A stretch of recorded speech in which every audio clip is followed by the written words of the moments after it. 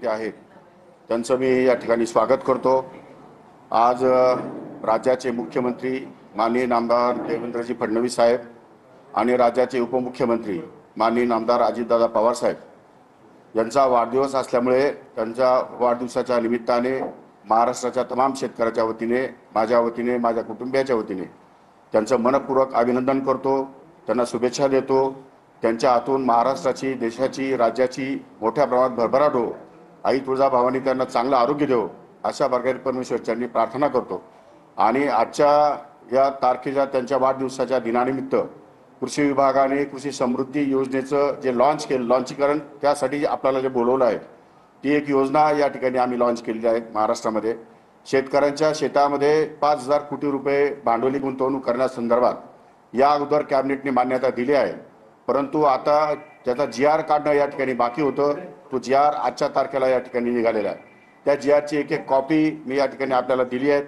त्यामध्ये बऱ्याच गोष्टी त्यामध्ये आपल्याला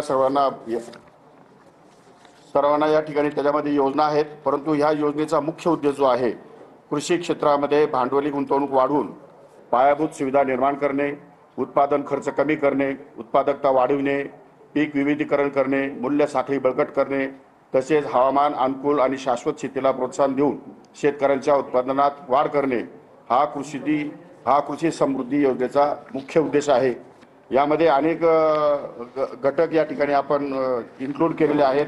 सर्वांचंच या ठिकाणी नामोल्लेख करणं कदाचित वेळेअभावी शक्य होणार नाही, पण तरी सुद्धा यामध्ये पाणी व्यवस्थापन आणि सूक्ष्म सिंचन, मृदा आरोग्य व्यवस्थापन आणि जमीन संसाधन विकास, हवामान अनुकूल बहुपीक पद्धतीचा वापर, मूल्य साखळी विकास आणि काढणी पश्चात पायाभूत सुविधा, उपजीविका विविधीकरण आणि संलग्न उपक्रम, संस्थात्मक बळकटीकरण आणि क्षमता बांधणी, संशोधन, नवोपक्रम आणि प्रायोगिक प्रात्यक्षिके, ज्ञान संशोधन व नवोन्मेष, त्याचप्रमाणे प्रशिक्षण व क्षमता विकास अशा वेगवेगळ्या प्रकारचं या ठिकाणी समावेश करण्यात आलेला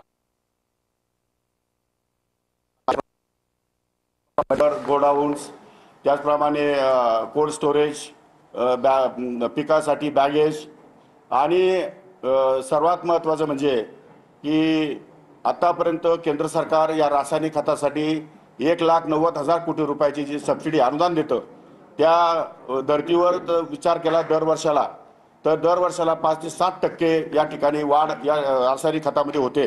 एकीकडे राज्य सरकार नैसर्गिक शेती करावं किंवा ऑर्गॅनिक शेती करावी अशा प्रकारचा आग्रह धरत असताना दुसरीकडे मात्र रासायनिक खतांचा वापर मोठ्या प्रमाणात होत असल्यामुळे या संदर्भातलं ऑर्गॅनिक शेती संदर्भात किंवा नैसर्गिक शेती संदर्भामध्ये जी औषधं आणि बी बियाणं आहेत त्यासाठी आपण अनुदान या ठिकाणी सुरू करतो आहोत। मागच्या कॅबिनेटमध्ये माननीय मुख्यमंत्र्यांना मी विनंती केली होती की आपण शेतीसाठी आपण जे काही स्लरी किंवा या ठिकाणी मूत्र तयार करतो, जे काही शेतकरी तयार करतात त्यावर त्यांना अनुदान देणं आवश्यक आहे। तोपर्यंत त्यांना प्रोत्साहन मिळणार नाही, तोपर्यंत सेंद्रिय शेती या ठिकाणी मोठ्या प्रमाणात आपल्या महाराष्ट्रात सुरू होणार नाही। आणि मग त्या धर्तीवर अजितदादांनी लगेच सांगितले की देशी गायीच्या संदर्भामध्ये हा निर्णय या ठिकाणी योग्य पद्धतीने राबवण्यात यावा आणि म्हणून पुण्याला देशी गायीचं संशोधन प्रशिक्षण या संदर्भात मी गेलो असता त्याच ठिकाणी माननीय कृषी आयुक्त मांढरे साहेब यांना सूचना केल्या आणि त्या दृष्टिकोनातून ताबडतोब स्कीम तयार करून या स्कीममध्ये त्याचा समावेश करण्यात आलेला आहे आणि त्या खतांसाठी आणि औषधांसाठी या ठिकाणी अनुदान जाहीर करण्यात आलेलं आहे। त्यामुळे शेतीसाठी लागणाऱ्या वेगवेगळ्या योजना या शासनामार्फत या ठिकाणी शेतकऱ्यांच्या शेतामध्ये करण्याचा जो काही सरकारचा मानस होता तो मानस या ठिकाणी या GR मुळे या ठिकाणी निश्चितपणे यशस्वी होईल अशी माझी आशा आहे, अशी माझी धारणा आहे।